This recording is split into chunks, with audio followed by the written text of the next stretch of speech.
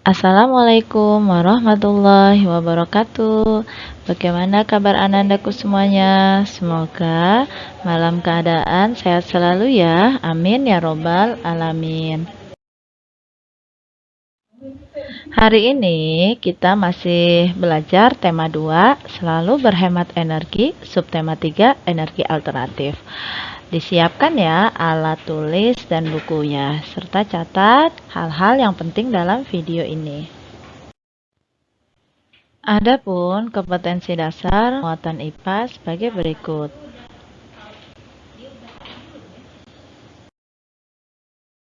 Dan tujuan pembelajarannya adalah siswa mampu mengidentifikasi sumber energi alternatif dalam kehidupan sehari-hari.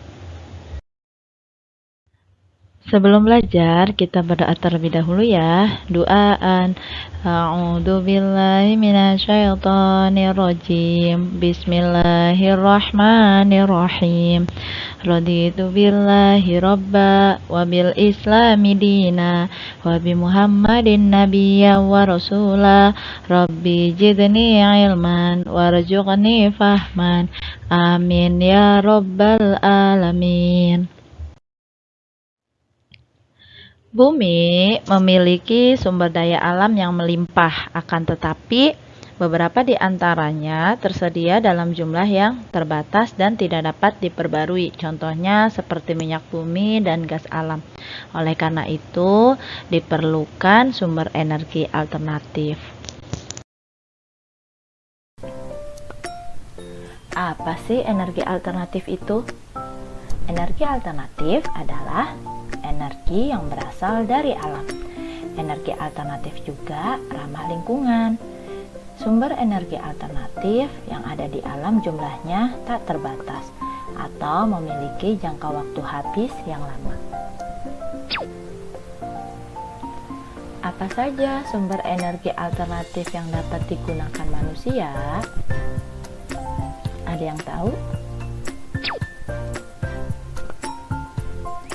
Contoh sumber energi alternatif yaitu sinar matahari, arus air, angin, panas bumi, gelombang air laut, dan bahan bakar bio. Kita simak baik-baik yuk penjelasan berikut. Yang pertama, sinar matahari. Sinar matahari merupakan sumber energi terbesar di bumi.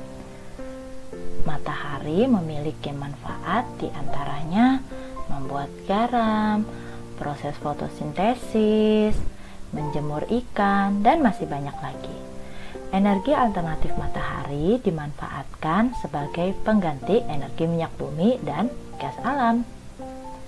Energi matahari digunakan untuk pembangkit listrik tenaga surya atau disebut PLTS. PLTS ini menggunakan panel-panel surya. Energi alternatif selanjutnya yaitu arus air.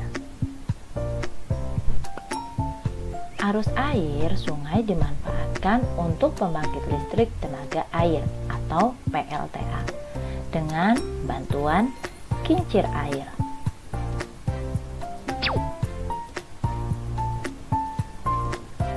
Selanjutnya, energi alternatif angin.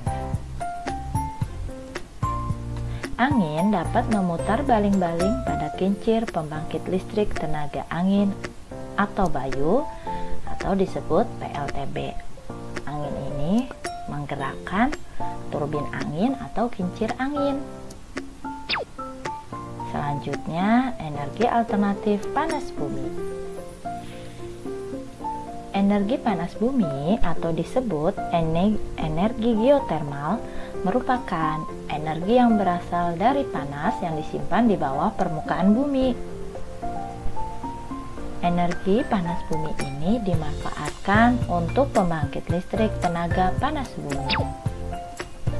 Selanjutnya, energi gelombang air laut. Gelombang air laut saat memecah di pantai menghasilkan energi. Nah, gelombang air laut ini dimanfaatkan untuk pembangkit listrik. Selanjutnya, bahan bakar bio. Bahan bakar bio ini merupakan bahan bakar yang berasal dari makhluk hidup, seperti hewan ataupun tumbuhan. Bahan bakar bio ini dibedakan menjadi 3, yaitu biodiesel, bioetanol, dan biogas. Kita jelasin satu-satu ya. Yang pertama, biodiesel. Biodiesel ini berasal dari tumbuhan berbiji yang mengandung minyak. Contohnya seperti bunga matahari, jarak, kelapa, sawit, kacang tanah, dan kedelai. Nah, biodiesel ini bisa digunakan untuk menggantikan solar loh. Yang kedua, bioetanol. Bioetanol ini berasal dari singkong, ubi jalar, kentang, jagung, dan sagu. Bioetanol bisa digunakan untuk menggantikan bensin atau premium. Yang terakhir, biogas. Biogas ini berasal dari kotoran hewan ternak seperti sapi, kerbau, ataupun kambing. Dengan cara kotorannya dimasukkan dalam tabung atau ditampung. Nah, biogas ini dapat dimanfaatkan untuk bahan bakar kompor gas dan kendaraan bermotor. Berikut contoh energi alternatif ramah lingkungan dari kotoran hewan ya. Yang pertama, kotoran ternaknya ditampung. Kemudian pembusukan kotorannya menghasilkan gas metana. Nah, gas metana ini digunakan untuk pembakaran. Uap panas dari pembakaran digunakan untuk memutar turbin generator listrik. Kemudian energi listrik dihasilkan dan dapat digunakan. Contoh baterai alami dari kentang, alat dan bahannya yaitu lempeng seng, lempeng tembaga, kabel, terus penjepit buaya, dan lampu LED.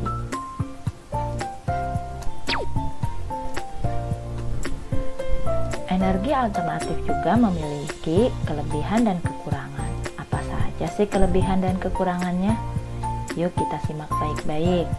Kelebihannya dapat digunakan terus-menerus karena tidak akan habis. Yang kedua, beberapa sumber energi alternatif menghasilkan energi yang besar. Yang ketiga, yang pasti ramah lingkungan.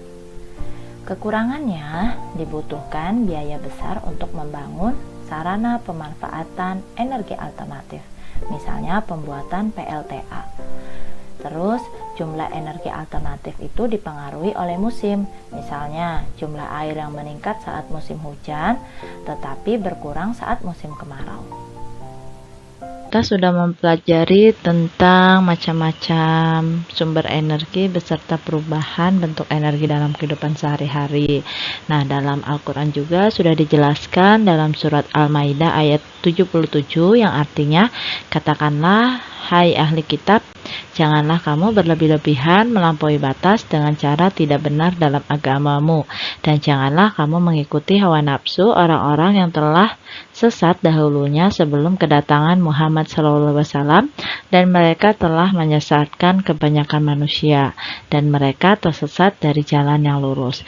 Nah, dalam surat Al-Maidah ayat 77 ini membahas bahwa kita harus bijak dalam menggunakan segala sesuatu. Kita bijak dalam menggunakan sumber energi listrik yang kita gunakan, hemat dalam menggunakannya ya.